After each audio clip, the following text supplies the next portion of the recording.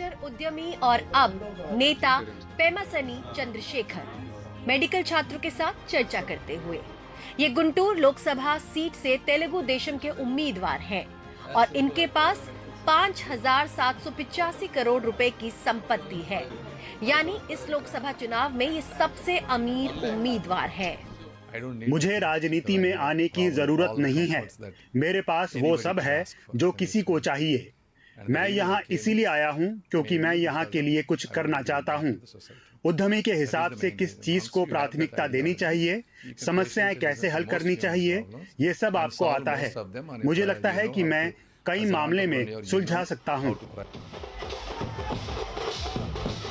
उनके सामने है पोन्नूर से वाईएसआरसीपी के विधायक किलारी वेंकट रोजैया। वो सबसे अमीर उम्मीदवार हैं, लेकिन उन्होंने भारत में 1 रुपया नहीं खर्च किया है। उनकी दौलत अमेरिका में है, भारत में नहीं। यहाँ तो आमदनी सिर्फ 3 लाख रुपए दिखाई है और व्यापारी के तौर पर 1 रुपया भी आयकर या जीएसटी में नहीं दिया है।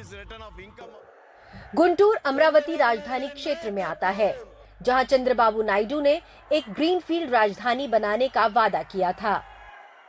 क्या ये नायडू की गलती थी कि जब पैसे नहीं थे तब भी इतनी महंगी राजधानी का वादा कर लिया? No government will construct mega cities. कोई सरकार महानगर में नहीं बनाती। सरकार का काम सुविधाएं, ढांचागत व्यवस्था, 3 बड़ी यूनिवर्सिटियां जैसे चीजें बनाना है। सरकार को जगन मोहन रेड्डी ने राज्य के लिए धन अर्जित नहीं किया। 33,000 एकड़ जमीन जो 10 से 15 लाख प्रति एकड़ थी, उसके दाम 2019 तक 2 से 3 करोड़ हो गए। अगर हम होते तो ये 20 से 30 करोड़ हो जाते। जब आर्थिक गतिविधियां बढ़ती हैं तो संपत्ति के दाम भी बढ़ेंगे। हम जगन मोहन से ज्यादा कल्याणकारी योजनाएं लाएंगे। चंद्रबाबू नायडू ने लोगों को धोखा दिया। राजधानी को 1,000 एकड़ में बनाने की बजाय उन्होंने 55,000 एकड़ ले लिए, जबकि उसकी कोई जरूरत नहीं थी। 2014 से 2019 के बीच का समय दिया था। वो दुनिया के सबसे अमीर आदमी बनना चाहते थे, रियल एस्टेट का कारोबार करना चाहते थे, लेकिन 2019 चुनाव में ये दांव उल्टा पड़ गया। मिर्च, तंबाकू और कपास की खेती वाले इस इलाके में एनडीए गठबंधन को उम्मीद है कि खेती से अलग नौकरियों के सपने देखने वाले नौजवान उसका साथ देंगे। 2014 और 2019 के बीच चंद्रबाबू नायडू ने आईआईटी जैसी 130 संस्थाओं को मंजूरी दी। जगन मोहन रेड्डी ने सबको रद्द कर दिया। इसे ठीक करने में 2 से 3 साल लगेंगे। जब आप विकास संबंधी सरकार नहीं चुनते तो 5 नहीं 7 साल पीछे चले जाते हैं। वाईएसआरसीपी उम्मीदवार कहता है कि मतदाता ऐसा नेता चाहते हैं जो उनसे मिलकर उनकी समस्याएं सुलझा सके, ऐसा नेता नहीं जो महलों में बैठा रहे। सबसे अमीर उम्मीदवार खुलेआम कहते हैं कि अपने लोकसभा क्षेत्र के सभी विधायकों की आर्थिक मदद कर रहे हैं। मेरे यहाँ 2 SC/ST सीटें हैं। कुछ लोग आर्थिक रूप से मजबूत नहीं हैं। मेरा लक्ष्य सभी 7 सीटें जीतना है। इसके लिए जो बन पड़ेगा वो करूँगा।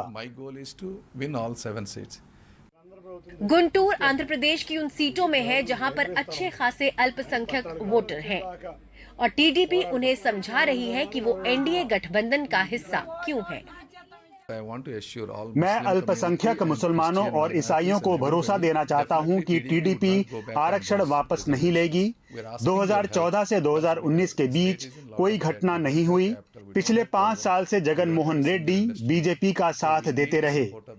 राज्य की कोई राजधानी नहीं है, कोई विकास नहीं है। हमें केंद्र सरकार की मदद चाहिए।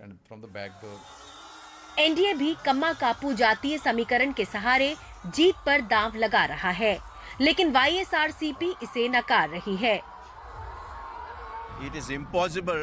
कम्मा और कापू को एक साथ लाना असंभव है। कापू मानते हैं कि चंद्रबाबू नायडू ने धोखा दिया, जबकि जगन ने 30 विधायक और 5 सांसद दिए। टीडीपी ने सिर्फ 14 सीटें और 2 संसद की सीटें दी, तो लोग उनकी बात नहीं मानेंगे।